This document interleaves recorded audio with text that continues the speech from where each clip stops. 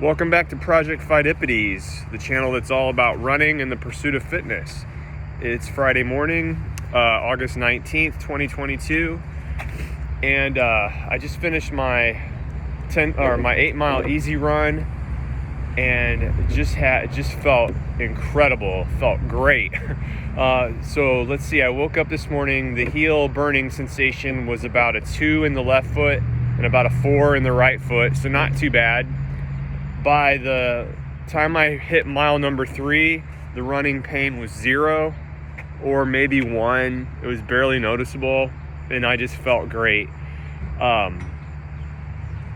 Very, very thankful for this level of health and running fitness, and I will never forget, as long as I live, the way it feels to be able to log these kind of miles.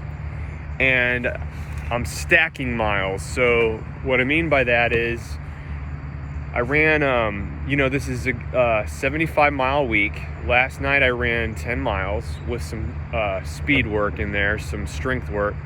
Went to bed, got up, and immediately ran 8 miles. So that's 18 miles kind of stacked on top of each other in about a 10-hour time frame. And that happens in these last few weeks of my marathon training all the time, where I feel like I'm stacking miles. And in fact, I was thinking about it during the run today. Almost never in my mind am I at mile 1 or 2 in these last few weeks of a marathon. In my mind, I'm running parts of that marathon race.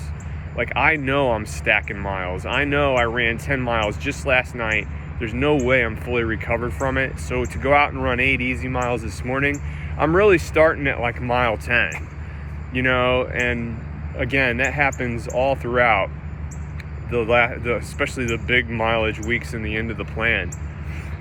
But I felt so good today. I had to hold myself back from doing strides in the end, but that's because I want to be as rested as I can for tomorrow, because tomorrow's the 16-mile long run with a 6-mile tempo toward the end, and I sort of want to pull it off and not fail. And then the last subject I wanted to talk about that came up today was the use of downhills on an easy run. So it occurred to me, and I was seeing some great numbers. About 3 or 4 times I'm going downhill this morning, and my heart rate's like in the 130s, and I'm seeing 7:30 pace. That's great. That's that's my marathon pace, and I'm not even pushing.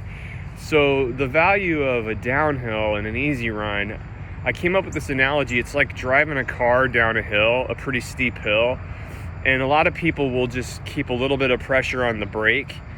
In an easy run, I try to take my foot all the way off the brake. I don't push downhill, but I take my foot all the way off the brake, and my heart rate will actually come up because I'm getting that free force of gravity pushing me forward. And even though it's an easy run, so I'm not really getting any speed, the hill starts to impart some speed. It starts to give some speed. And in order for that to be safe, you have to either increase cadence, lengthen your stride length, or both.